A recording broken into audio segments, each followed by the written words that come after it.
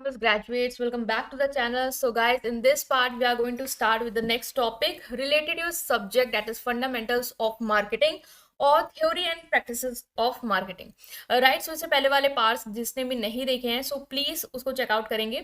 Telegram Instagram में join कर सकते हैं, वेबसाइट का लिंक है डिस्क्रिप्शन में, वेबसाइट को जरूर चेकआउट करेंगे for more content. Right guys, so without any further delay let's start this video. So now guys, in this part we are going to discuss this topic, that is product meaning and importance. Right, product क्या होता है और क्या importance है product की, समझते हैं in short. Very easy topic. Product कुछ भी होता है, is anything that is offer to the market to satisfy customer needs and want. Product कुछ भी हो सकता है जो कस्टमर की नीड एंड वांट्स को क्या कर रहा है, सेटिस्फाइड कर रहा है और मार्केट में ऑफर किया जा रहा है। वो फिजिकल गुड हो सकता है लाइक स्मार्टफोन, क्लोथ, फर्नीचर, या कोई सर्विस हो सकती है लाइक एजुकेशन, बैंकिंग और कंसल्टिंग। राइट, प्रोडक्ट में ऐसा नहीं है कि सिर्फ फिजिकल गुड्स हैं, सिर्फ हमें अगर मोबाइल मिल रहा है या हमारी राशन मिल रहा है वही हमारा एक प्रोडक्ट है, नहीं। सर्विस भी आपके प्रोडक्ट के अंदर आती है बिकॉज वो भी कस्टमर की नीड्स एंड वांट को सेटिस्फाइड कर रही है। इवन जो भी आइडियाज हैं, एक्सपीरियंस हैं, डिजिटल टूल्स हैं, ई बुक, सॉफ्टवेयर, ये सारी चीजें भी आपकी प्रोडक्ट होती हैं। ठीक है, तो इसको अच्छे से याद करो। नेक्स्ट है इंपॉर्टेंस ऑफ प्रोडक्ट। प्रोडक्ट की क्या इंपॉर्टेंस है? अगर हम बात करें प्रोडक्ट की इंपॉर्टेंस की तो सबसे पहले हम ये देखेंगे, ओके, फर्स्ट पॉइंट, कोई बात नहीं, यहाँ से कर लेते हैं, फर्स्ट कंसिडर कर लेना इसको पूरा ऐसे। ठीक है, customer satisfaction and loyalty.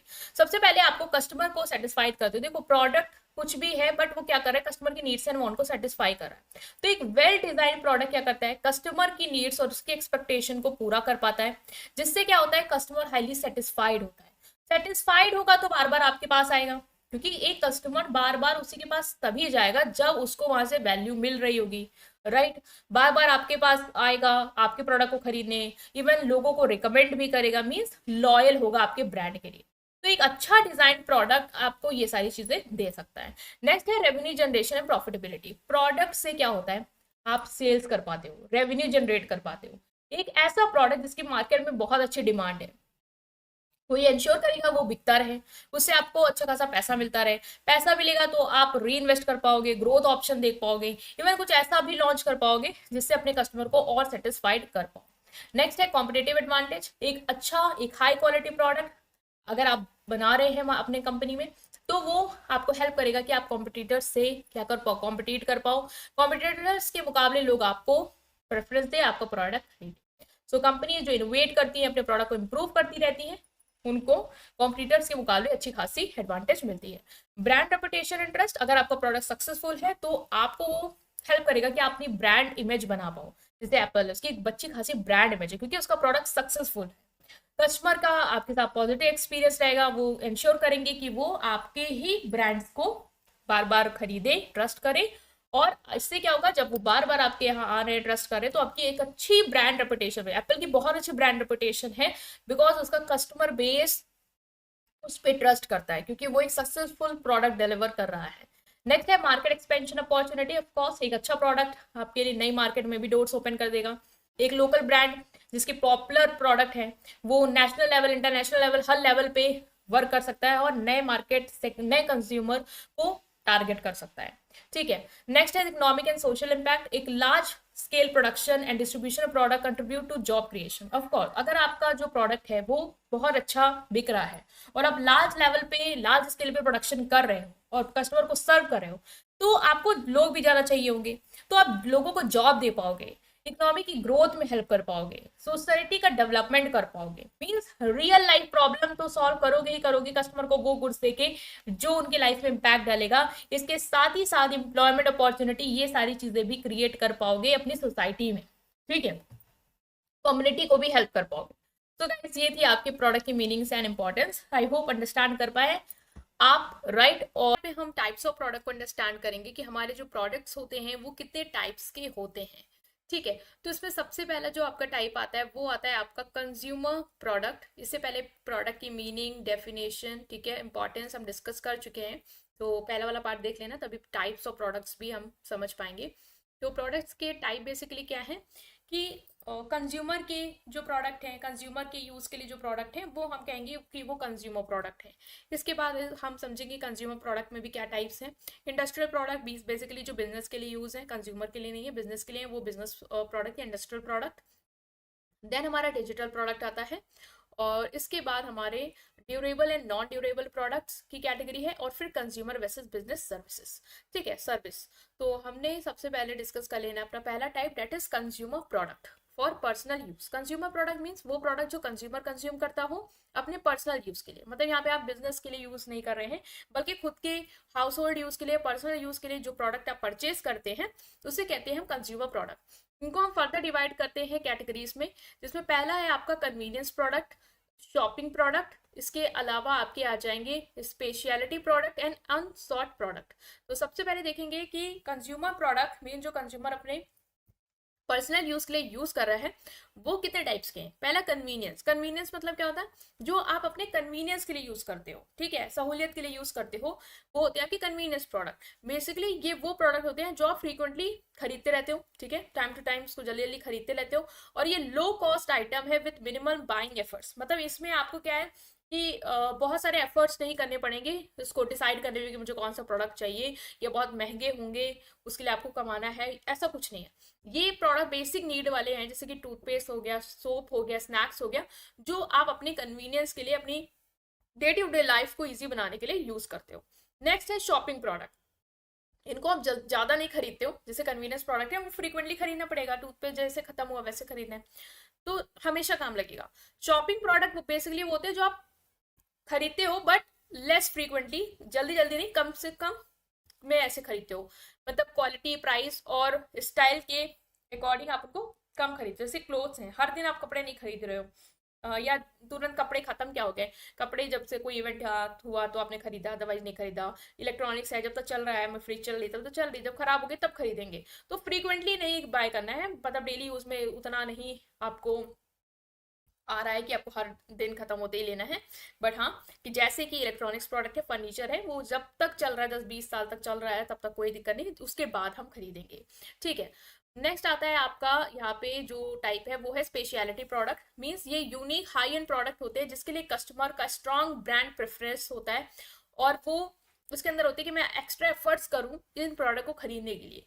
High and product है, मतलब कि ऐसे प्रोडक्ट जैसे लग्जरी कार हो गई, डिजाइनर वॉचेस हो गई, तो ये महंगे महंगे प्रोडक्ट हैं, और आप ऐसे ही ब्रांड को प्रेफरेंस करोगे इन सब चीजों में जो बहुत ही ज्यादा स्ट्रांग होंगे, बहुत ही ज्यादा, मतलब कि इनका नाम होगा मार्केट में। ठीक है, क्योंकि वो स्टेटस सिंबल गुड्स भी बन गए आपके लिए, और इनको खरीदने के लिए आपको अलग से एक्स्ट्रा एफर्ट्स करने होंगे, अच्छा खासा कमाना होगा, तभी आप उनको खरीद पाओगे। तो ये हो गया स्पेशलिटी प्रोडक्ट, कंज्यूम अपने के लिए कर रहे हो इसलिए ही कंज्यूमर प्रोडक्ट के अंदर आएंगे। Unsold product basically product that consumer don't actively seek out until needed. ये वो प्रोडक्ट होते हैं वो तब तक आप नहीं खरीदते हो तब तक आपको उसकी जरूरत नहीं हो जाती। जैसे कि लाइफ इंश्योरेंस, जब लाइफ इंश्योरेंस बहुत लोग बहुत जल्दी नहीं लेते हैं, फ्रिक्वेंटली बाय नहीं करते जब तक उनको लगता नहीं कि हमें नीड है। Emergency medical services, emergency medical services तभी लोग जब तबियत खराब है, इमरजेंसी और आपको लेनी पड़ रही है, तो मतलब एक्टिवली खुद से नहीं कहते कि मुझे ये चाहिए, बस तभी लेते हो जब आपको उसकी जरूरत होती है अपने यूज के लिए। ठीक है। नेक्स्ट आता है इंडस्ट्रियल प्रोडक्ट। बेसिकली ये वो प्रोडक्ट होते हैं जो बिजनेस अपने यूज के लिए खरीदता है। These are goods included in the production of product and service. Means जो भी प्रोडक्ट या सर्विसेज आप बना रहे हो उसके लिए आप जो गुड्स यूज करते हो प्रोडक्शन में उन्हें कहते हैं इंडस्ट्रियल प्रोडक्ट। जैसे कि रॉ मटेरियल, कोई भी गुड्स आपको मैन्युफैक्चर करना है उसके लिए आपको रॉ मटेरियल चाहिए होगा, जैसे कि कॉटन, वुड, आयरन, फर्नीचर बनाना है वुड चाहिए होगा। ठीक है, तो ये बेसिकली आपने जो लकड़ी खरीदी है वो अपने बिजनेस पर्पज के लिए खरीदी है, इससे आपको मैन्युफैक्चरिंग करनी है, फर्दर फर्नीचर बनाना है जो आप बेचोगे मार्केट में। तो वो प्रोडक्ट जो आप खरीदते हो अपने प्रोडक्ट्स को बनाने के लिए, सर्विसेज को बनाने के लिए, उन्हें कहते हैं इंडस्ट्रियल प्रोडक्ट। कैपिटल गुड, जैसे कोई मशीन खरीदी, इक्विपमेंट खरीदा, वो इसलिए खरीदा क्योंकि आपको प्रोडक्शन करना है। सप्लायर्स एंड सर्विसेज, आइटम और सर्विस खरीदी जो आपके बिजनेस ऑपरेशन को सपोर्ट करती है, जैसे ऑफिस सप्लाईज, मेंटेनेंस सर्विसेज हो गई, ये हो गए आपके सप्लाईज एंड सर्विसेज। ऐसे आइटम्स और सर्विसेज जो आपके बिजनेस ऑपरेशन को सपोर्ट कर रहे हैं उन्हें हम कहते हैं सप्लाईज एंड सर्विसेज। ये भी बिजनेस आपने यूज के लिए खरीद रहे हैं, ना कि मतलब बिजनेस के लिए खरीद रहे हैं, ना कि खुद के पर्सनल यूज के लिए। ठीक है। नेक्स्ट आता है आपका टाइप्स ऑफ प्रोडक्ट में, वो है digital product. Digital product basically क्या है, non physical product delivered electronics such as e book, software, online courses and digital music. ये आप छू नहीं सकते हो बेसिकली, ये इलेक्ट्रॉनिकली अवेलेबल होते हैं। जैसे ई बुक्स हो गई, आप उसको रीड कर सकते हैं, आपके पास फिजिकली नहीं है, ऑनलाइन कोर्सेज आप देख सकते हो, ठीक है। ये नॉन फिजिकल प्रोडक्ट होते हैं जो इलेक्ट्रॉनिकली डिलीवर्ड किए जाते हैं, जैसे डिजिटल म्यूजिक, ऑनलाइन कोर्स, ये सब, ठीक है। आप फिजिकली नहीं लेके आ रहे हो, इलेक्ट्रॉनिकली मीडियम के थ्रू आप उसको देख पा रहे हो, सुन पा रहे हो, यूज कर पा रहे हो। Durable and non durable, durable means वो प्रोडक्ट जो लॉन्ग लास्ट करते हैं, लंबे समय तक चलते हैं और उनको आप बार बार यूज कर सकते हैं, जैसे फर्नीचर, कार, लंबे समय तक चलेगा, ऐसा तो नहीं है कि आप हर दिन कार बदल रहे हो, ऐसा नहीं है। नॉन ड्यूरेबल प्रोडक्ट होते हैं जो लंबे समय तक नहीं चलते और जल्दी आपको उन्हें कंज्यूम करना होता है, जैसे बेवरेज, फूड। ऑफकोर्स अब लंबे समय तक रखोगे, साल 2 साल बाद, तो ऑफकोर्स वो सड़ जाएगा, खराब हो जाएगा। कॉस्मेटिक की भी एक लाइफ स्पैन होती है, ठीक है, प्रोडक्ट लाइफ स्पैन, उसके अंदर ही आपको यूज करना है कि एक्सपायरी हो रही है 2-3 साल में, ऐसे। तो वो हो गया नॉन ड्यूरेबल, मतलब लंबे समय तक नहीं यूज करोगे, जल्दी या शॉर्ट टाइम में ही आपको उसको यूज करना है। ओके, सो नेक्स्ट टाइप जो आता है वो आता है consumer versus business services. Consumer services basically क्या है, ये प्रोडक्ट नहीं, ये सर्विसेज की बात कर रहा है कि ऐसे सर्विसेज जो हम अपने लिए लेते हैं, ठीक है, इंडिविजुअल लेवल पे लेते हैं, उन्हें कहते हैं कंज्यूमर सर्विसेज, ठीक है। प्रोडक्ट क्या था, जो हम प्रोडक्ट अपने लिए यूज कर रहे होते हैं, जैसे कि हमने देखा था। बट यहाँ पे सर्विसेज जो हम अपने लिए यूज कर रहे हैं, जैसे हेयर कट करवा लिया, एजुकेशन हो गया, मेडिकल ट्रीटमेंट, यहाँ अपने लिए ले रहे हैं, तो ये क्या होंगी, कंज्यूमर सर्विसेज। बिजनेस सर्विसेज वो सर्विसेज जो बिजनेस अपने लिए ले रहा है ताकि वो अपना अच्छे से चल पाए, ठीक है। जैसे कंपनी कुछ सर्विसेज लेती है ताकि वो अच्छे से ऑपरेट कर पाए, लाइक कंसल्टेंसी हो गई, लीगल सर्विसेज हो गई।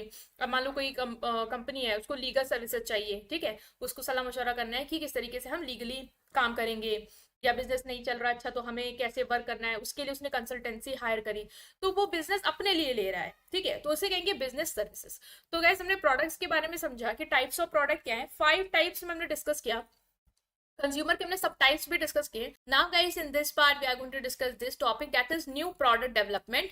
न्यू प्रोडक्ट डेवलपमेंट क्या होता है, सो देखो, नया प्रोडक्ट डेवलप कर रहे हैं, इसे हमने बोला न्यू प्रोडक्ट डेवलपमेंट।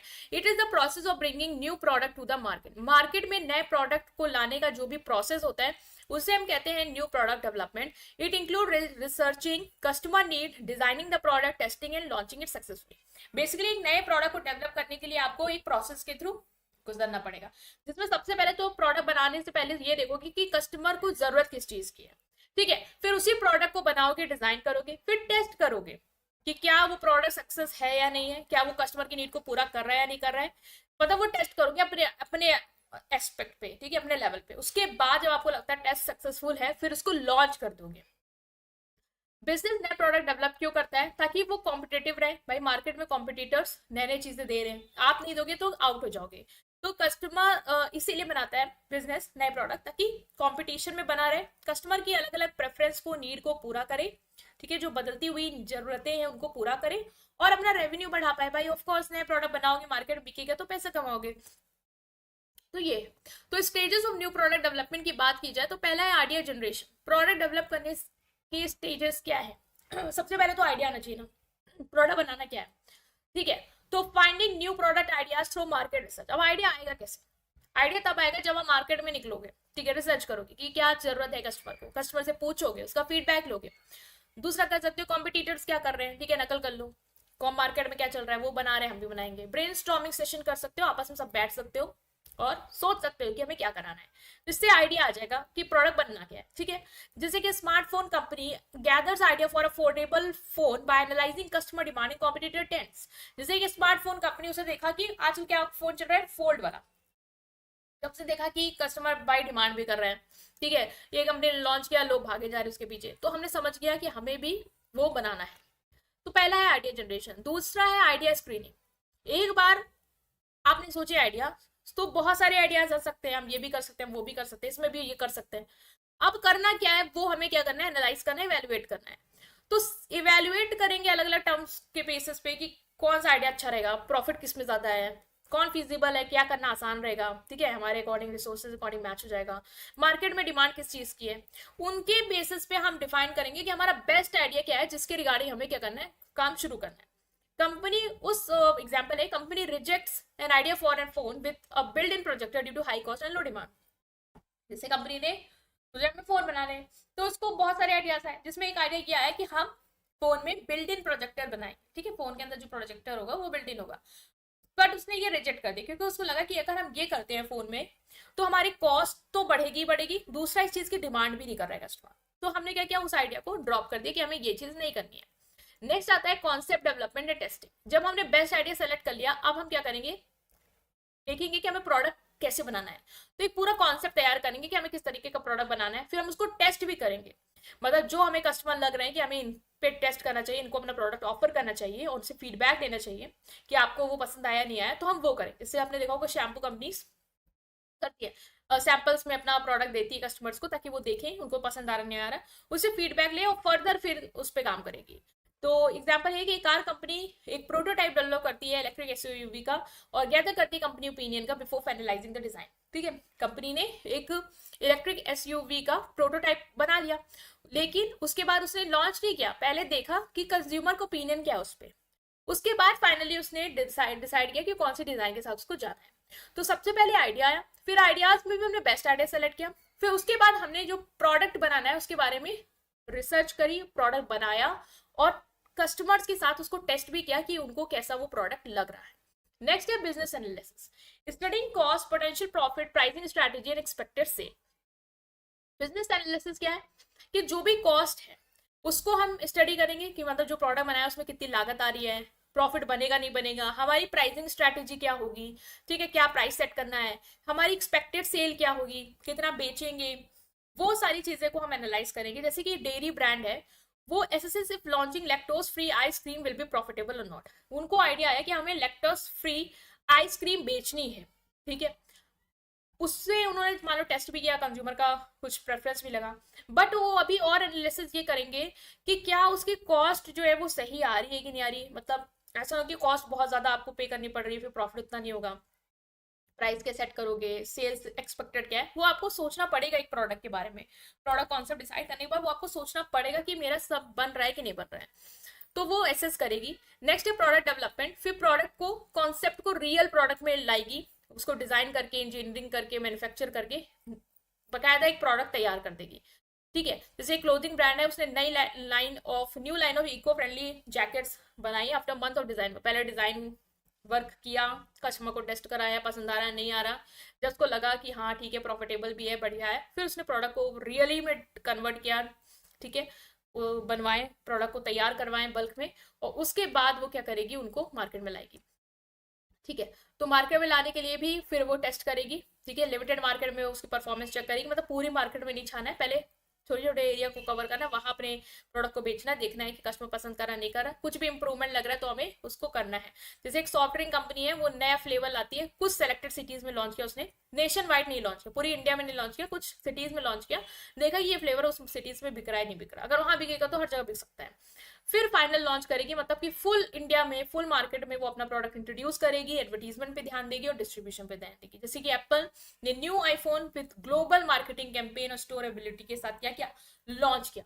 तो देखो सबसे पहले तो है कि हमें आइडिया आना चाहिए, आइडियाज आएंगे, बहुत सारे आइडियाज आएंगे, उसके बाद हमें बेस्ट आइडिया सेलेक्ट करना है कि हमें करना क्या है, फिर हम एक प्रोडक्ट का कॉन्सेप्ट तैयार करें कि हमें इस तरीके से चीज बनानी है, और उस चीज का जो सैंपल है वो हम कस्टमर्स को टेस्ट कराएंगे, उन्हें पसंद आ रहा है नहीं आ रहा है, अगर लग रहा है नहीं पसंद आ रहा है तो हम उस पर और काम करेंगे। फिर हम काम करते करते ये भी एनालाइज करेंगे हमारी कॉस्ट कितनी आ रही है, प्रॉफिट कितना है, सही है या नहीं, लॉन्च करना चाहिए या नहीं करना चाहिए।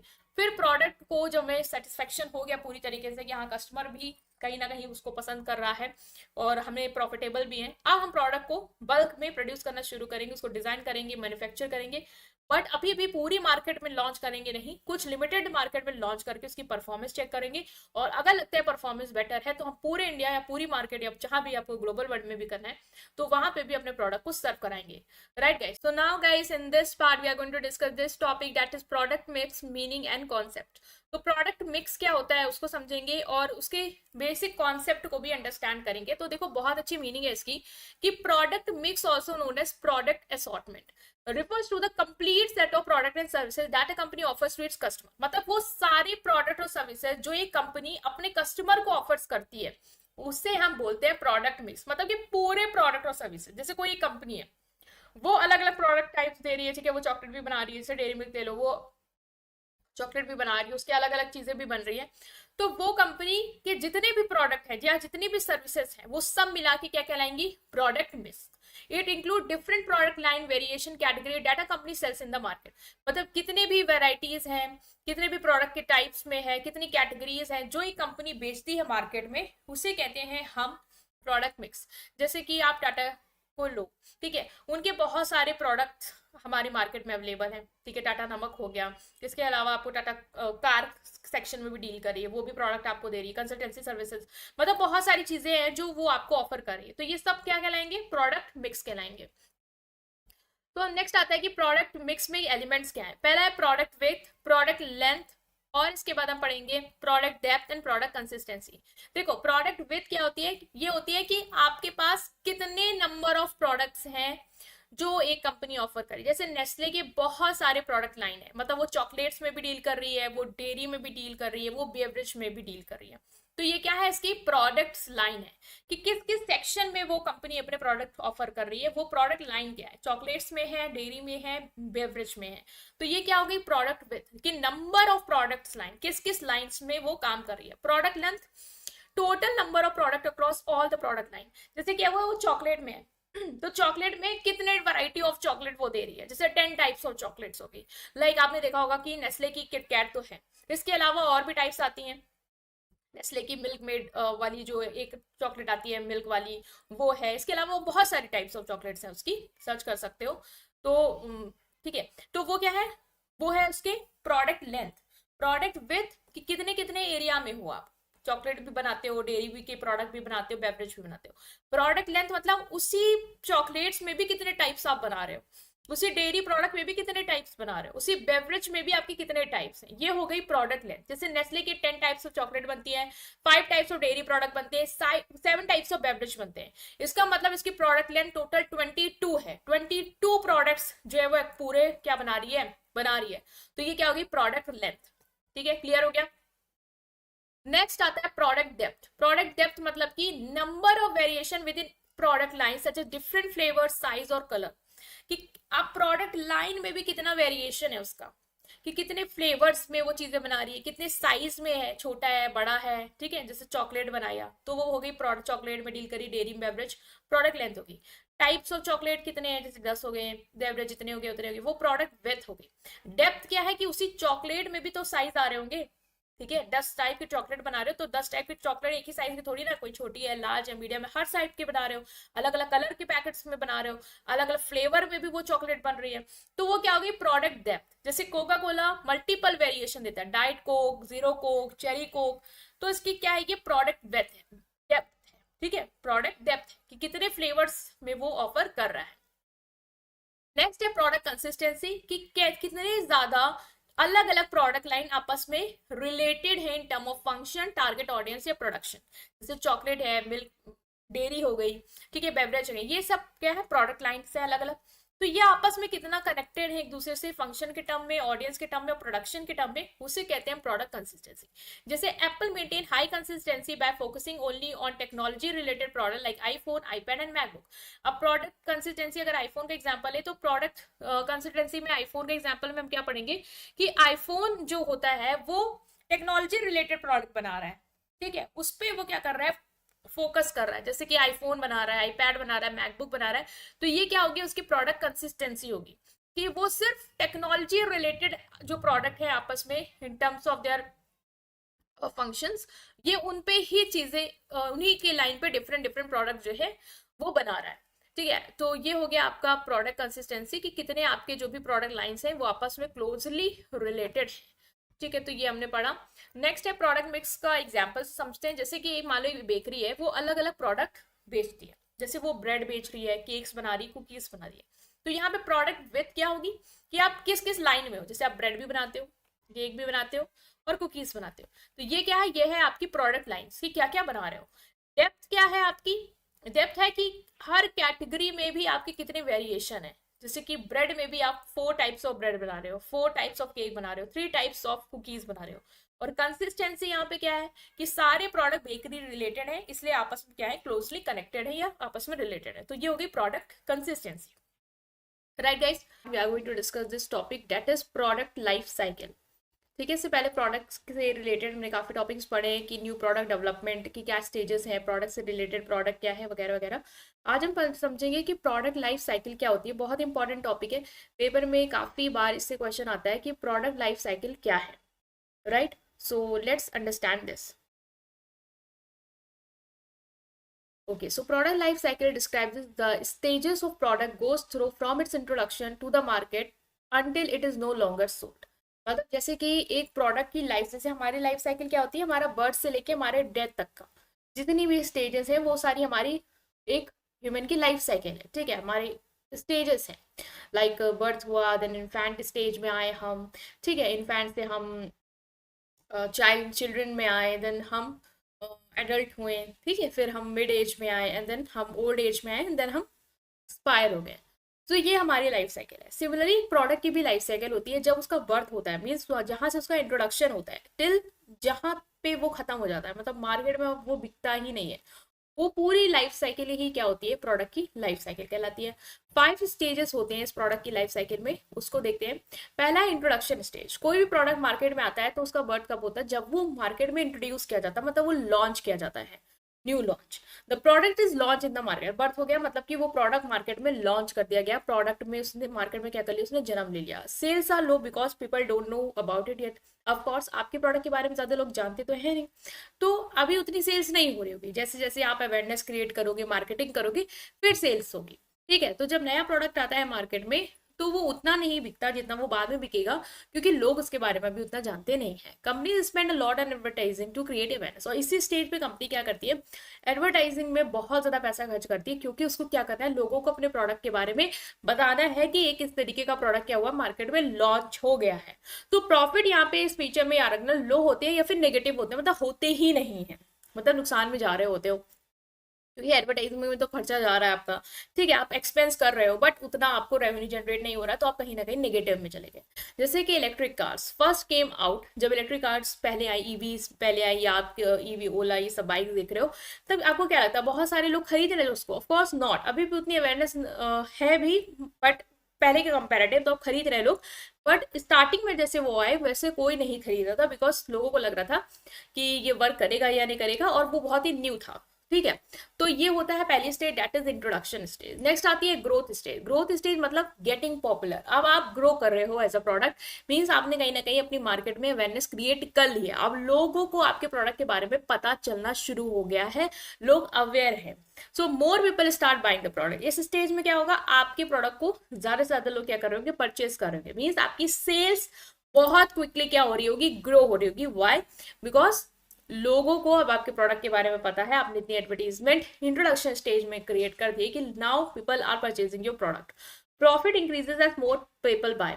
ऑफ कोर्स सेल्स ज्यादा होगी तो प्रॉफिट भी इंक्रीज होगा आपका, जैसे जैसे ज्यादा लोग परचेज करेंगे। And competition starts increasing, means competition भी बढ़ने लगता है, बिकॉज जहां आपका प्रोडक्ट अच्छा खासा वर्क कर रहा है, आप जिस थीम के साथ आए हो, तो लोग भी कहीं ना कहीं जो आपकी मार्केट में पहले से हैं वो अब आपको जानने लगे एज अ कॉम्पिटिटर कि हाँ आपका भी प्रोडक्ट टक्कर का, तो वो भी आपको कहीं ना कहीं एक बीट देना शुरू करेंगे कि हम आपसे अच्छा कुछ लाएं मार्केट में, या जो आपको भी कॉपी करके आ रहे हैं, मान लो का नया कॉन्सेप्ट है जैसे ईवी आई, तो बहुत सारे ब्रांड्स फिर अपने अपने ईवी इलेक्ट्रिक व्हीकल्स निकालना शुरू कर दिए, ठीक है। तो कंपटीशन भी यहाँ से आपके लिए बढ़ना शुरू हो जाता है। ऐसा ही नहीं है सिर्फ प्रोडक्ट आपकी सेल्स और प्रॉफिट ही बढ़ रहा है, कंपटीशन भी बढ़ना शुरू होता है, आप मार्केट में उतर चुके हो।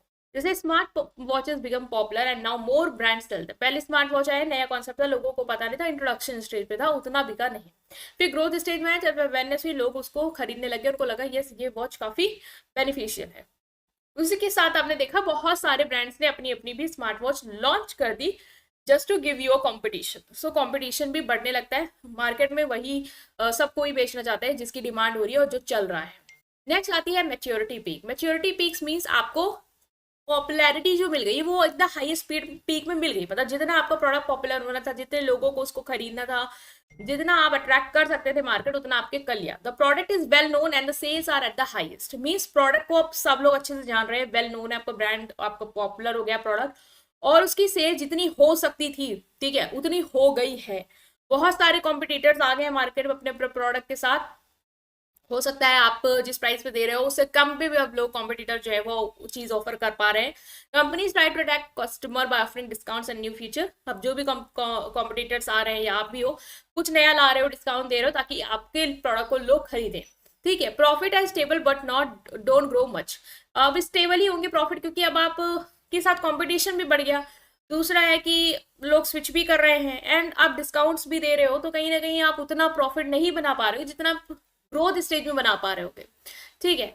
तो यहाँ पे प्रॉफिट स्टेबल रहता है, मतलब ऐसा भी नहीं कि एकदम डाउन जा रहे हो, कहीं ना कहीं जो प्रॉफिट आप मेंटेन करके चल रहे हो उतना ही आप बना रहे हो, उतना ज्यादा हाई पीक प्रॉफिट में नहीं जा रहे हो।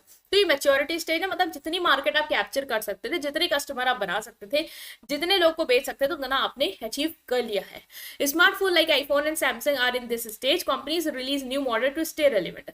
आईफोन का भी क्या है, जितने आईफोन यूजर होने हैं, मतलब मैच्योरिटी बहुत ही अब रेयर बढ़ रहे होंगे, और मतलब ज्यादा नहीं बढ़ रहे होंगे कि जितने स्टार्टिंग में उनके ग्रोथ स्टेज में देखने को मिले होंगे। अब जो लोग वैसे आईफोन पहले से रखे हैं, उनको नया अपडेट देना, नए मॉडल लाना, ताकि वो उसको कंटिन्यू रखे। अब इनका काम इसी चीज पे जो है वो चल रहा है, नए यूजर आ जा रहे हैं तो ठीक है, बट उतना ग्रोइंग स्टेज नहीं है, मतलब जितने कैप्चर कर सकते थे वो उन्होंने कैप्चर कर लिए हैं। डिक्लाइन स्टेज की अब ऐसी प्रोडक्ट स्टेज आती है कि लोग अपना इंटरेस्ट लॉस करना शुरू कर देते हैं। Sales start falling because people prefer something new. अब आप जो प्रोडक्ट दे रहे हैं उससे अच्छा कोई मार्केट में दे रहा है, नया दे रहा है, तो लोग क्या कर रहे हैं, वहां पे जा रहे हैं, उसको ले रहे हैं।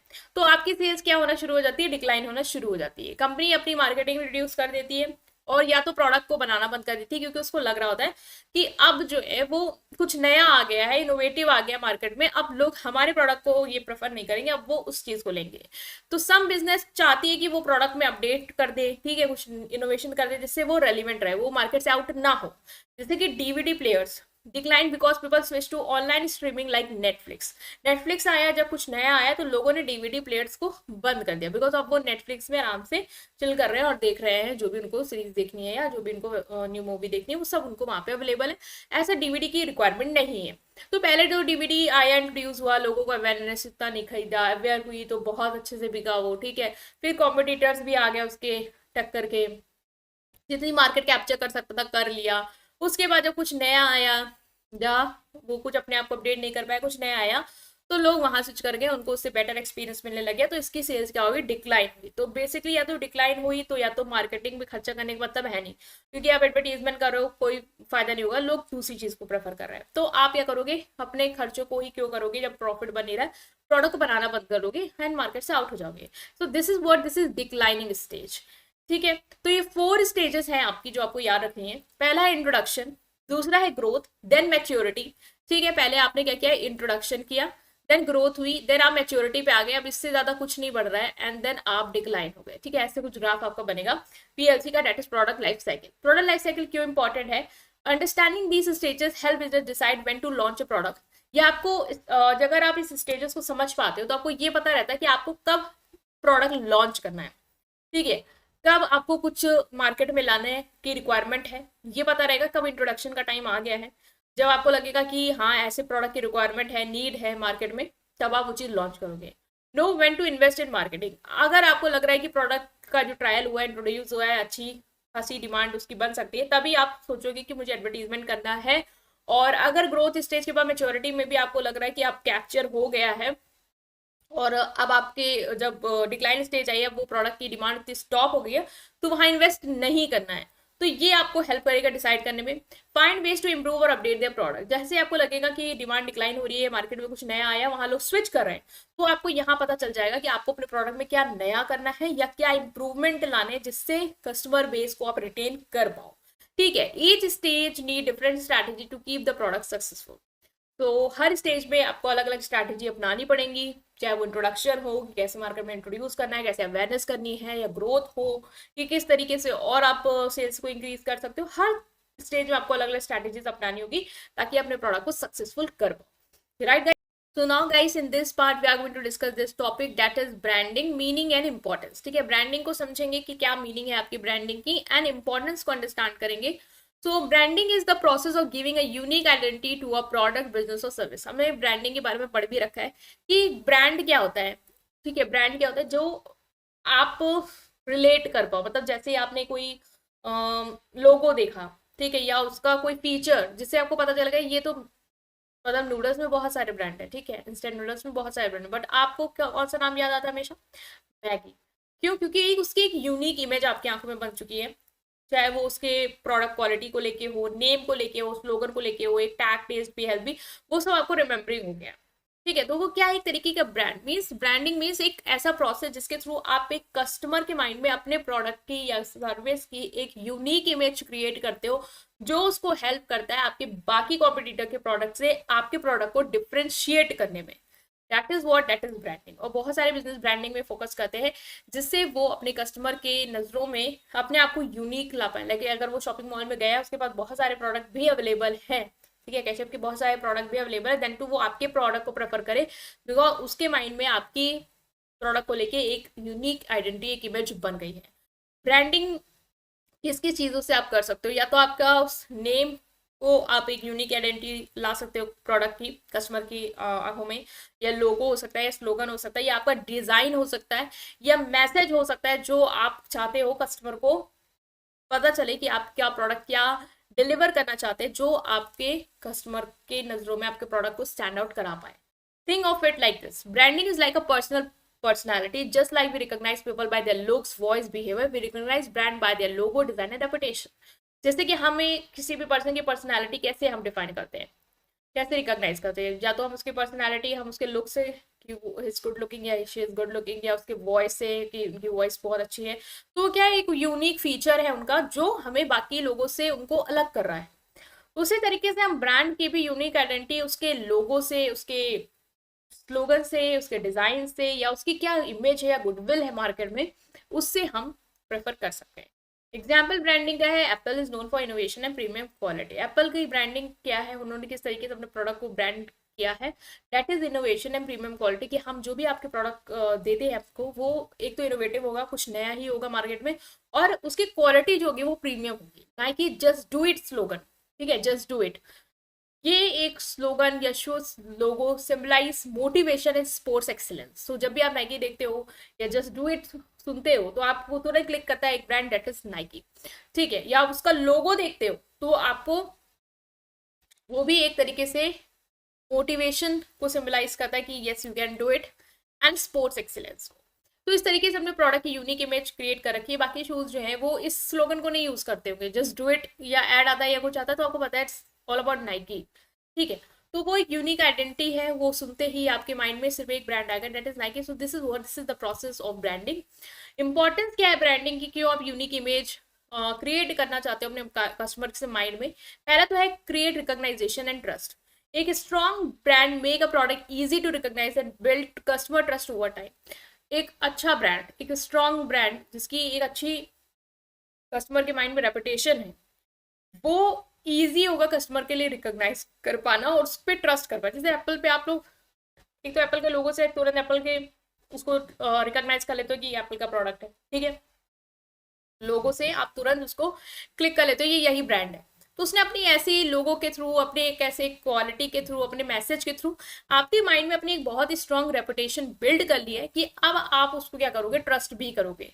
आपको पता है वो प्रीमियम, उसने बोला प्रीमियम क्वालिटी तो प्रीमियम क्वालिटी है। ठीक है, एक ट्रस्ट बन जाता है ओवर अ टाइम कि इस ब्रांड के साथ हम जुड़ चुके हैं और हमें पता है ये हमेशा हमें बेटर ही देगा। When you see a Coca-Cola bottle, you immediately know it's Coke, not another drink. जैसे आप कोका कोला की बॉटल देखते हो तो उसका जैसे लोगो देखते हो, ठीक है, ब्लैक एंड रेड में है, तो आपको तुरंत क्लिक करता है ये कोक है, कोई अदर ड्रिंक नहीं है। मतलब बाकी सबकी जो लेबलिंग है, या लेबलिंग पे नहीं जाएंगे, बाकी सबका जो लोगो है, जो डिजाइन है, ठीक है, वो क्या है, डिफरेंट है, बट उसके माइंड में जो आपकी एक इमेज बन गई है, यूनिक आइडेंटिटी बन गई है, विच इज ब्रांडिंग, वो आपको बता देता है कि ये आपका डिफरेंशिएटेड प्रोडक्ट है from others. Increase customer loyalty, people who love to buy from brand they trust and connect with emotionally. जो लोगों को ब्रांड से ही खरीदना पसंद है तो वो उनसे ज्यादा कनेक्ट कर पाते हैं इमोशनली, और उन पर भरोसा भी करते हैं। जैसे बहुत सारे एप्पल यूजर है, आपने देखा होगा अपने घर में भी, फ्रेंड्स में भी, जो एप्पल यूज कर रहा है वो एप्पल के आईफोन में ही स्टिक हो जाता है। मतलब फिर उसको किसी और ब्रांड में अगर आप बोलोगे, सजेस्ट भी करोगे कि इस ब्रांड का फोन लो, वो नहीं जाएगा, स्विच नहीं करेगा, क्योंकि उसको एक भरोसा हो गया है उस ब्रांड से। ठीक है, वो कनेक्ट कर चुका है उस चीज। तो ब्रांडिंग आपको हेल्प करती है कि आप अपने जो यूनिक आइडेंटिटी आपने स्टैब्लिश की कस्टमर की नजरों में, वो आपको एक भरोसा भी ला के दे कस्टमर का, एक कस्टमर का ट्रस्ट, एक कस्टमर की लॉयल्टी भी ला के दे, और एक कस्टमर को रिटेन करने में भी हेल्प करे।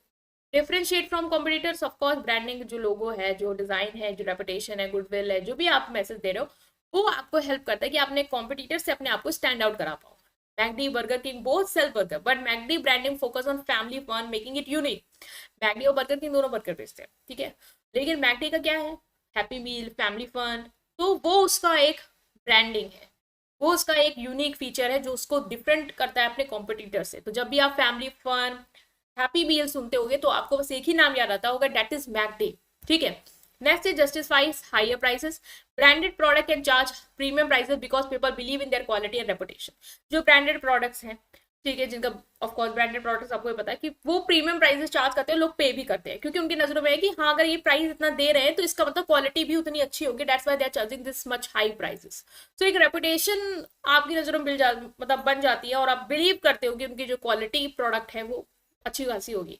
Rolex watch is expensive because of its strong luxury brand. ठीक है। रोलेक्स की जो वॉच है क्यों एक्सपेंसिव है, क्योंकि वो एक जो ब्रांड है वो हमारी नजरों में बन गया है कि वो एक स्ट्रॉन्ग लग्जरी ब्रांड है, मतलब वो ऐसी वॉच देगा जो प्रीमियम क्वालिटी की होंगी, और अगर हमें उतना प्राइस पे करना पड़ रहा है तो वो जस्टिफाइड है बिकॉज उसमें उस तरीके का मटेरियल यूज हुआ होगा। Help in advertising and marketing. A clear brand identity makes marketing easier and more effective. जो एक क्लियर ब्रांड आइडेंटिटी होती है वो इजी कर देती है मार्केटिंग और ज्यादा इफेक्टिव कर देती है। ठीक है। जो आपने ब्रांड की आइडेंटिटी स्टैब्लिश करी है लोगों की नज़रों में, उससे आपकी मार्केटिंग भी इजियर हो जाती है और इफेक्टिव हो जाती है, लोग आपके प्रोडक्ट को जान पाते हैं, आप एडवर्टीजमेंट भी आसानी से कर पाते हो। Nike just do it slogan is memorable and motivate at least world wide. ठीक है। तो मार्केटिंग और एडवर्टाइजिंग में भी हेल्प करेगी, आपकी इमेज ऑलरेडी बन रखी है तो अगर आप मार्केटिंग कर रहे हो, एडवर्टाइजमेंट कर रहे हो, लोग उससे क्या कर पाएंगे, अट्रैक्ट हो पाएंगे, जुड़ पाएंगे। Next, expand business easily. Strong brand अपने प्रोडक्ट को सक्सेसफुली लॉन्च कर सकते हैं बिकॉज उनको ट्रस्ट है। ठीक है। आप कोई भी प्रोडक्ट लॉन्च करोगे लोग खरीदेंगे बिकॉज ऑफ योर ट्रस्ट। ठीक है। टाटा कोई भी नया ब्रांड लॉन्च करता है, लोग एक बार भी नहीं सोचते बिकॉज उन्हें पता है कि ये अच्छा ब्रांड है। ठीक है। जो भी प्रोडक्ट लॉन्च करेगा अच्छी ही चीज देगा हमें, तो हम उसे परचेज भी करते हैं, तो उसको दिक्कत भी नहीं होती है कोई, हम अगर इस सेगमेंट में जाएंगे तो कस्टमर खरीदेंगे कि नहीं खरीदेंगे, they will definitely gonna buy you because of the reputation that you have created in their mind. Right. Conclusion क्या है, branding not just a logo और a name, it's overall image और reputation of the business. Simple है कि business में branding का मतलब सिर्फ लोगो डिजाइन से ही नहीं है, बल्कि ओवरऑल इमेज आपने क्या क्रिएट किया प्रोडक्ट की, क्या मैसेज दिए उनको, आपकी गुडविल क्या है, जैसे आपकी प्रोडक्ट की क्वालिटी है, ठीक है, वो कस्टमर के माइंड में प्रीमियम क्वालिटी, वो एक जो है ना वो एक रेपुटेशन है कि आपके प्रोडक्ट में ये चीज ऐसी है, that's why they are making you a brand to highlight, and that's why आपके प्रोडक्ट को एक यूनिक इंपॉर्टेंस मिल रही है मार्केट में as compare to your competitors. So it's overall image and reputation of business. ये हेल्प करता है कस्टमर को अट्रैक्ट करने में, ट्रस्ट बिल्ड करने में और अपने बिजनेस को सक्सेसफुली ग्रो करने में। So now guys, in this part we are going to discuss this topic, that is packaging meaning and functions. ठीक है। तो हम अंडरस्टैंड करेंगे पैकेजिंग होती क्या है, what is packaging. Packaging is the covering और wrapping of a product to protect it and make it more attractive to the customer. कोई भी प्रोडक्ट खरीदते हो, ठीक है, प्रोडक्ट के बाहर क्या होगी, उसकी पैकेजिंग होती है। ठीक है। मतलब एक कवर होता है जिससे आप प्रोडक्ट को निकालते हो। तो बेसिक फंक्शन क्या है कि उस प्रोडक्ट को कवर करने के लिए हम क्या कर रहे हैं, उसकी पैकेजिंग करें। तो पेस्ट लाए हो तो एक बॉक्स के अंदर के बाद, मतलब बॉक्स के अंदर ही रहेगा वो प्रोडक्ट, निकालोगे तो वो क्या है, वो जो प्रोडक्ट के ऊपर जो कवरिंग है, जो रैपिंग है, that is what it is your packaging. Right. और ये इसलिए भी किया जाता है कि प्रोडक्ट को प्रोटेक्ट रखे कि डैमेज ना हो, और दूसरा ये भी है कि कस्टमर्स को वो अट्रैक्टिव भी लगे। आपने देखा होगा बहुत सारे जो चॉकलेट्स आती हैं, कुछ कुछ की पैकेजिंग आपको बहुत अट्रैक्टिव लगती है, ठीक है, और आप उस अट्रैक्टिव पैकेजिंग की वजह से क्या कर लेते हो, उसे खरीद लेते हो, भले ही वो अंदर खाने में उतनी अच्छी ना हो। ये हुआ होगा आप लोग के साथ। तो it include the box, bottle, wrapper और container in which the product is sold. जैसे आप बेकरी में जाते हो तो बहुत सारी चॉकलेट ऐसी होती है जो कलरफुल में, मतलब कलरफुल पॉलिथीन में रैप होती है और आपको लगता है दिखने में तो बहुत अच्छी लग रही है और आप उसे परचेज कर लेते हो। तो वो कहीं ना कहीं प्रोडक्ट का तो पर्पस है कि हाँ धूल मिट्टी न लगे, वो तो है ही, बट अट्रैक्टिव भी लगे, वो भी एक पर्पस होता है पैकेजिंग का। तो इसमें क्या आएगा, बॉक्स आएगा, बॉटल आएगा, रैपर आएगा, जिसमें भी अपने प्रोडक्ट को बेच रहे हो, that is packaging. Think of it as a dress for a product. Product के लिए जैसे आपकी ड्रेस है, वैसे ही प्रोडक्ट का भी वही क्या होता है, ड्रेस होता है जो उसको प्रोटेक्ट करता है, make it look goods and provide important information. और पैकेजिंग में आपने देखा होगा पीछे इन्फॉर्मेशन इसमें लिखी होती है प्रोडक्ट के बारे में, ठीक है, तो इन्फॉर्मेशन लिखने के लिए भी उसे यूज करते हैं। जैसे chocolate bar is packed in a wrapper to make it fresh and clean. Chocolate को हम क्या करते हैं, एक रैपर में रैप करते हैं, पैक करते हैं, ताकि वो फ्रेश भी रहे, क्लीन भी रहे और कहीं ना कहीं अट्रैक्ट भी करे। अब mobile phone comes in a secure box with a charger and user guide. Mobile phone कभी खरीदा होगा तो पूरा प्रॉपर बॉक्स आता है, उसके अंदर गाइड भी रखी होती है कैसे मोबाइल को यूज करना है, चार्जर भी होता है, एसेसरीज भी होती है, सो वो जो बॉक्स है वो क्या है, पैकेजिंग है। फंक्शन क्या है पैकेजिंग की, पैकेजिंग करते क्यों है, very easy topic, that is protection of the product. Of course product को प्रोटेक्ट करने के लिए, keep the product safe from damage, dirt and contamination during transportation storage. बाहर से आ रहा है या स्टोर कर रहे हो, धूल मिट्टी ना लगे, डर्ट ना जमे, इससे प्रोडक्ट को सेव करने के लिए। जैसे कि glass bottle of soft drink are packed in cartons to prevent breakage. अब जैसे कि सॉफ्ट ड्रिंक की जो बॉटल्स आती है, सॉफ्ट ड्रिंक को तो हाँ बॉटल के अंदर वो तो पैकेजिंग है ही, बट एक कार्टून में भी उसको रखते हैं तो वो भी एक पैकेजिंग है, ठीक है। वो क्यों है, तो उसको ब्रेकेज से प्रिवेंट करने के लिए। अट्रैक्ट कस्टमर और प्रमोट सेल, पैकेजिंग करने के लिए एक और टास्क यही है, फंक्शन है कि पैकेजिंग क्यों इंपॉर्टेंट है, बिकॉज कस्टमर को अट्रैक्ट करना, अटेंशन गेन करना, कैप्चर करना कस्टमर का और उसको इन्फ्लुएंस करना कि वो डिसीजन ले कि से खरीद। जैसे लेस का चिप्स, वो ब्राइट कलरफुल पैकेट यूज करते हैं कि आप देखो आपको लगे कि हाँ कुछ अच्छा होगा और आप इसे खरीद लो, तो इसलिए भी पैकेजिंग की जाती है। नेक्स्ट है प्रोवाइड इंपॉर्टेंट इन्फॉर्मेशन, आपने देखा होगा पैकेजिंग में उसका brand name, price, ingredient, expiry date, uses सब कुछ लिखा होता है, तो जो भी इंपॉर्टेंट इन्फॉर्मेशन प्रोवाइड करना है उसके लिए भी हम पैकेजिंग यूज करते हैं। Medicine packaging include dosages and safety instruction, ठीक है। नेक्स्ट है इजी टू ट्रांसपोर्ट और store, makes product convenient to carry, store और display on self.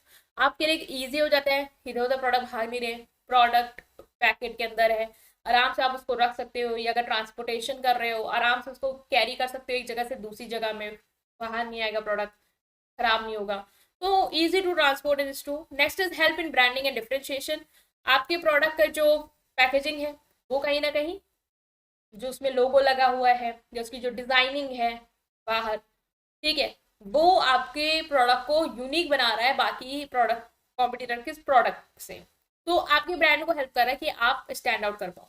Coca Cola classic glass bottle is easily recognisable, आप Pepsi Thums up सब कुछ रख दो, कोका कोला रख दो, अगर उसकी बॉटल है तो आप रिकॉग्नाइज कर लोगे कि नहीं कर लोगे, बिकॉज उसकी क्या है, रेड और ब्लैक, तो यूनिक है, ठीक है। तो आपको आइडेंटिफिकेशन में क्या हो रहा है, इजी हो रहा है, तो उसकी वो जो पैकेजिंग है वो हेल्प कर रही है कि आप उसके प्रोडक्ट को डिफ्रेंशिएट कर पाओ बाकी के प्रोडक्ट से। नेक्स्ट है ensure safety and prevent tampering, वही है कि प्रोडक्ट सील पैक रहेंगे तो क्या होगा, डैमेज नहीं होंगे, सेफ्टी रहेगी। जैसे मिल्क पैकेट जो होते हैं उनकी जो सील्स होती है वो टैम्पर प्रूफ होती है, जिससे क्या हो वो कंटेमिनेट ना हो, ठीक है, स्पॉइल ना हो। सो ये है आपका very small topic, that is packaging क्या है। in this part we are going to discuss this topic, that is packaging types। packaging कितने types के होते हैं वो हम डिस्कस करने वाले हैं। तो टाइप्स ऑफ पैकेजिंग की बात की जाए तो इससे पहले पैकेजिंग डिस्कस कर चुके हैं, पैकेजिंग बेसिकली होती क्या है, जिसने नहीं देखा वो पहले तो पहले पार्ट्स को देख के आओ, ठीक है, तभी आप रिलेट कर पाओगे वन बाय वन टॉपिक्स, क्योंकि सीरीज में चीजें चल रही है, ठीक है। तो पैकेजिंग बेसिकली क्या थी, जो एक रैपर होता है जो क्या करता है, प्रोटेक्ट करता है आपके प्रोडक्ट को from any kind of damage, और अट्रैक्ट करता है आपके कस्टमर को कि वो देखे उसको पैकेजिंग डिजाइन वगैरह अच्छी लगे और वो परचेज कर ले। तो basic that is what that is packaging. तो टाइप्स ऑफ पैकेजिंग क्या है, पैकेजिंग आपने देखा होगा कि जैसे प्रोडक्ट निकला तो कभी कभी तो जैसे टूथपेस्ट है तो ऊपर एक ही पैकेजिंग है, ठीक है, एक कवर है वो है उसका पैकेजिंग, बट प्रोडक्ट जिसके अंदर है, ठीक है, टूथपेस्ट जिस के अंदर है वो भी तो उसकी पैकेजिंग है, तो वो पैकेजिंग है, देन वो कार्टून जो है उसमें वो पैकेजिंग, फिर जो एक बड़े डिब्बे में आया वो पैकेजिंग।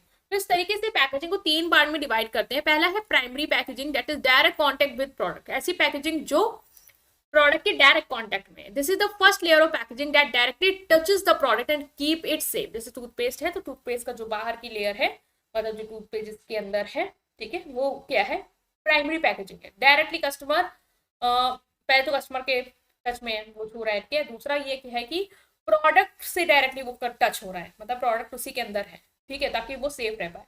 तो this is the final packaging that reaches the customer. Customer को यही फाइनल पैकेजिंग है जो मिलती है, कस्टमर प्रोडक्ट को निकालेगा तो वही प्रोडक्ट जो है उसके यहाँ पे वही यूज करेगा।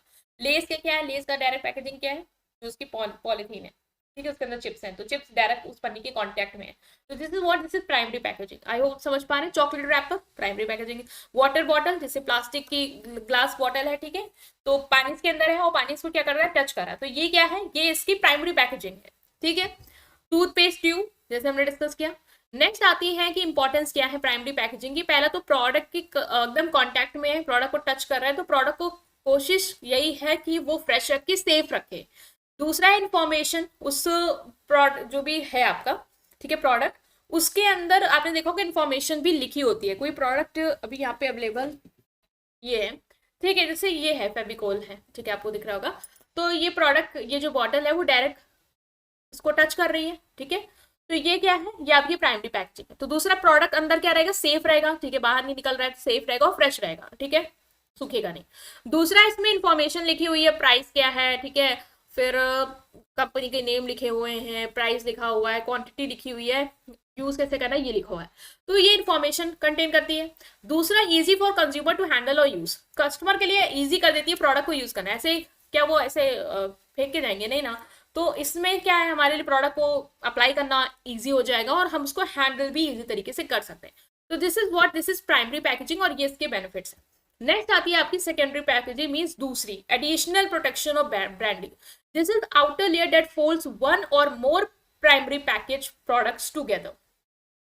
मतलब कि ये क्या होती है, आउटर लेयर। ये तो प्रोडक्ट है, प्रोडक्ट मान लो एक डिब्बी एक और आई है, ठीक है, उसके अंदर ये प्रोडक्ट उससे हमने निकाला है, तो वो क्या होगी, जो उसको एडिशनल सपोर्ट दे रही है, वो क्या है, आपका सेकेंडरी पैकेजिंग है। It protect the product and makes handling easier. ये इजियर बना देती है आपके प्रोडक्ट को हैंडल करना। A box of chocolate contain multiple wrap chocolate, जैसे आपने देखा हो कि बॉक्स आते हैं, उसके अंदर बहुत सारी चॉकलेट होती है। तो 5 स्टार का एक बॉक्स आया, उसके अंदर आपके 10-12 चॉकलेट हैं, तो वो क्या है, सेकेंडरी पैकेजिंग है। जो पन्नी है जिसके में चॉकलेट लपटी हुई, वो क्या है, प्राइमरी पैकेजिंग है। तो ये क्या है, सेकेंडरी पैकेजिंग है। बॉक्स ऑफ चॉकलेट से सेकेंडरी पैकेजिंग। टूथपेस्ट का कार्टून क्या है, जिसके अंदर टूथपेस्ट का पूरा ट्यूब है, वो क्या है, सेकेंडरी पैकेजिंग है। कोका कोला प्लास्टिक रैप क्या है, आपका सेकेंडरी पैकेजिंग है। तो ये भी क्लियर हो गया। ये क्या करती है, एक्स्ट्रा सपोर्ट देती है, ठीक है। प्रोडक्ट तो प्राइमरी पैकेजिंग के अंदर सेफ है ही, बट ये क्या कर रही है, उसको एक्स्ट्रा सपोर्ट दे रही है।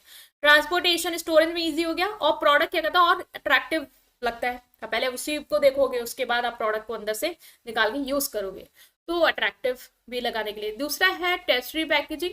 Tertiary packaging for bulk storage and transport. जब बल्क में सामान जा रहा होता है, ठीक है, टूथपेस्ट के बहुत सारे बॉक्स जब आ रहे होंगे बाहर, यहाँ से वहीं कहीं लेके जाना हो, स्टोर तक लेके जाना हो, वेयर हाउस से स्टोर तक लेके जाना होगा, तो वो उसके लिए आप क्या करते हो, बड़े बड़े कार्टून यूज करते हो। That is tertiary packaging. This is large scale packaging use for shipping, handling and storing multiple unit of product safely. It is mainly used by business and not seen by customer. Customer तो नहीं देखता है इसको, क्योंकि बड़े बड़े cartoon आपको नहीं दिख रहे होंगे, बट जो बिजनेस है उन तक प्रोडक्ट जो बल्क में डिलीवर हो रहा है, वो बड़े बड़े कार्टून में ही डिलीवर हो रहा है।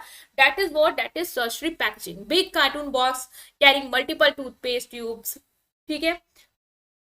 Then wooden crates for fruits, pallets wrapped with plastic film for transportation.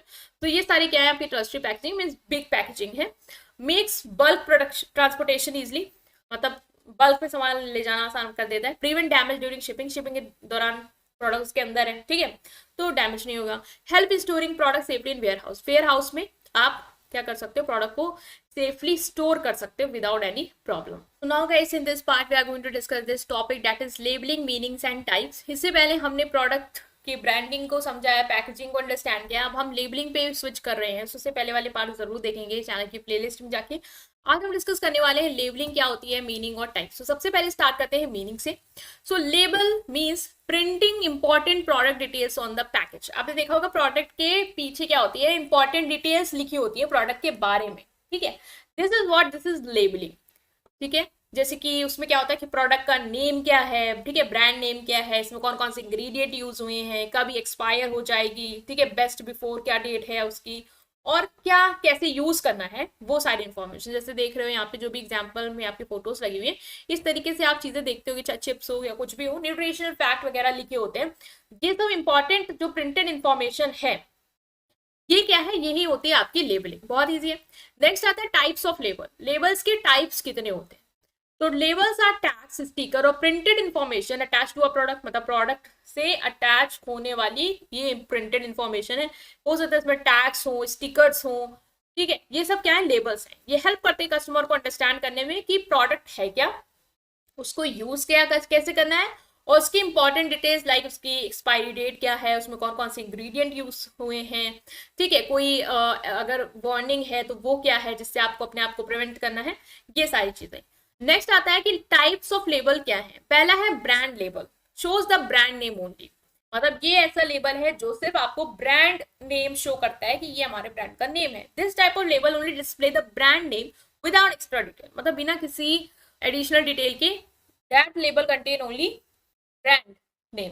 It helps in brand recognization. और ये आपको किस चीज में हेल्प करता है? ब्रांड को रिकॉग्नाइज कर। जैसे स्टारबक्स में आपने जो आप खरीदते हो, ठीक है, उसमें आपको स्टारबक्स का लोगो दिखता होगा, that is what, that is brand label.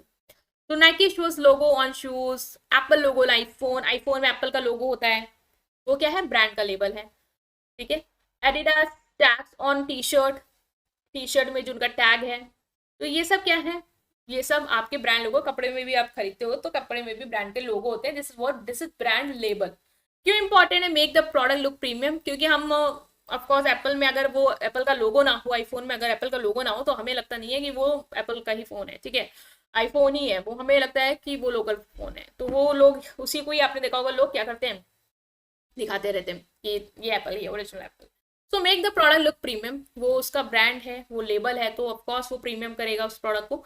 और कस्टमर ब्रांड को इंस्टेंटली रिकॉग्नाइज कर सकता है उसके उसी लोगो को, ब्रांड के नेम को देख के, लेबल को देख के। तो पहला लेबल हमने समझा, दैट इज ब्रांड लेबल, जो सिर्फ ब्रांड के नेम को ही शो करता है, इसके पार्ट कोई भी इंफॉर्मेशन नहीं देता है। नेक्स्ट है डिस्क्रिप्टिव लेबल, ये डिस्क्रिप्शन देता है, मींस प्रोडक्ट की इंफॉर्मेशन देता है। Label explain details about the product such as ingredient, features and uses instruction. जैसे आपने देखा होगा पर सर्विंग इतनी है, न्यूट्रिशन फैक्ट इतना है, जब भी कोई आप प्रोडक्ट खरीदते हो तो वो इन्फॉर्मेशन दे रहा होता है उस प्रोडक्ट के फीचर्स के बारे में, इंग्रेडिएंट के बारे में, या यूजेस कैसे करने हैं उसके।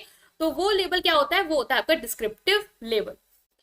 एग्जाम्पल क्या है? Shampoo bottle mentioning for dry here with aloe vera, उसके इंग्रेडिएंट्स वगैरह, ये सब डिस्क्रिप्टिव लेवल के। मेडिसिन के टैबलेट्स में जो डोजेस इंस्ट्रक्शन होते हैं वो, food package listing ingredient and nutritional fact, इसमें भी देख सकते हो इंफॉर्मेशन दी हुई है। तो ये सब क्या है? ये सब डिस्क्रिप्टिव लेबल है। Why it's important? क्यों इंपॉर्टेंट है? Because help customer know what they are buying. Customer को पता होगा कि वो क्या खरीद रहा है, ऑफकोर्स उसके इंग्रेडिएंट, उसके फीचर, उसके यूजेस वगैरह सब कुछ दिए, तो आपको पता होगा उसको पढ़ के कि आप क्या खरीद रहे हो। और गाइड करता है उनको कि प्रोडक्ट को कैसे यूज करना है, डायरेक्शन टू यूज जैसे दिया रहता है। अगर आप कोई हेयर कलर ले रहे हो, कैसे यूज करना है, कितना टाइम तो लगाना है, वो आपको दिया रहता है। तो डिस्क्रिप्टिव लेबल बेसिकली आपको इन्फॉर्मेशन देने के पर्पज से बनाए जाते हैं। इन्फॉर्मेटिव लेबल क्या है? Legal and safety information. ये ऐसी इन्फॉर्मेशन होते हैं, मतलब लेबल होते हैं जो सेफ्टी और लीगल इन्फॉर्मेशन कंटेन करते हैं। जैसे कि कोई एक्सपायरी डेट क्या है, ये लीगल है, आपको पता होना चाहिए एक्सपायरी डेट क्या है, सेफ्टी चीज है आपके लिए।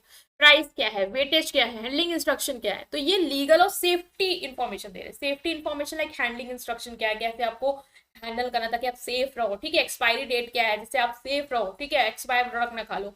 प्राइस क्या है, वेटेज क्या है, आपको पता होना चाहिए as per legal law.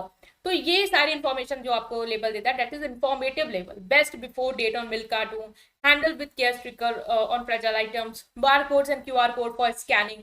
So this is what, this is safety and legal information containing label, which is called informative label. Why it's important? Fulfill legal requirement. Law के है जो भी रिक्वायरमेंट है कि कस्टमर को अवेयरनेस क्रिएट करनी है आपको, वो आप फुलफिल कर पाते हैं लेबल के थ्रू। और दूसरा, प्रोडक्ट की सेफ्टी भी इंश्योर कर पाते हो कि प्रोडक्ट आपके लिए सेफ है या नहीं, आप उसको देख के ही क्या करो, परचेस करो। ग्रेड लेबल क्या होता है? ग्रेड लेबल आपका होता है जो प्रोडक्ट की क्वालिटी के लेवल को बताए। This label categorise a product into different quality level based on standard. जैसे एग जो होते हैं वो लेबल होते हैं ए, बी और सी ग्रेड। तो आपको पता होता है इनके थ्रू कि आप कौन सी प्रोडक्ट क्वालिटी के, कौन सी क्वालिटी की प्रोडक्ट क्या कर रहे हो, खरीद रहे हो। होटल्स को आप रेट करते हो तो 3 स्टार, 4 स्टार, 5 स्टार, अब जिसमें चेक इन करना चाहो, but you very well know कि ये किस ग्रेड का होटल है, ठीक है। Wheat flour mark as a premium quality, as a premium quality, as a tick, ये आपने देखा होगा। तो ये सब बताते हैं कि प्रोडक्ट की क्वालिटी का लेवल कितना है। क्यों इंपॉर्टेंट है? Because help customer choose based on quality. जो कस्टमर क्वालिटी की बेस में चूज करना चाहते हैं, जो ऑफकोर्स उनके पास 3 स्टार, 4 स्टार, 5 स्टार होगा, and they want to prefer to the 5 star, तो उनको ये लेवल शो कर देगा कि हम किस लेवल में है, हमारी ग्रेडिंग क्या है, और आप अपनी क्वालिटी के हिसाब से जिस भी प्रेफरेंस को देते हो आप उसे सेलेक्ट कर पाओ। Build trust in product reliability, of course grading है तो प्रोडक्ट कितना रिलायबल है उस पर आपको भरोसा हो पाएगा। अगर उसमें ए ग्रेड लिखा है तो आप उस पर ट्रस्ट कर पाओगे, यस वो ए ग्रेड का होगा। नेक्स्ट है eco level. Eco level means environmental friendliness indicate करता है। आपने देखा होगा आजकल ऐसे प्रोडक्ट आते हैं तो उसमें लिखा होता है eco friendly, natural product, non toxic. तो ये लेबल जो बता रहे हैं कि प्रोडक्ट इको फ्रेंडली है, रिसाइकेबल है, ऑर्गेनिक है, ये लेबल कहलाते हैं eco friendly, eco label. Example 100% recyclable logo होता है पैकेजिंग में, सर्टिफाइड ऑर्गेनिक होता है जब भी आप कोई हर्बल प्रोडक्ट खरीदते हो उसमें लिखा होता है ऑर्गेनिक प्रोडक्ट। तो ये सब जो लेबल है वो क्या है? इको लेबल है। Why it's important? Because promote sustainable product. आप ऐसे प्रोडक्ट खरीदो जो नेचर के लिए भी अच्छे हैं और जो लॉन्ग टर्म में आपको नुकसान देने वाले ना एनवायरमेंट को देने वाले हैं। दूसरा, help customer make eco friendly choice, कि कस्टमर जो है वो इन्वायरमेंट को ध्यान में रखते हुए अपने प्रोडक्ट की सिलेक्शन करे, परचेजिंग डिसीजंस को ले। ठीक है, सो ये हमने डिस्कस किया। आई होप आप अंडरस्टैंड कर पाए होंगे। बहुत इंपॉर्टेंट टॉपिक था और बहुत ही इजी टॉपिक भी था। स्टिल कोई भी डाउट है कमेंट सेक्शन में पूछेंगे। वीडियो को लाइक करेंगे, चैनल को सब्सक्राइब करेंगे। Thank you.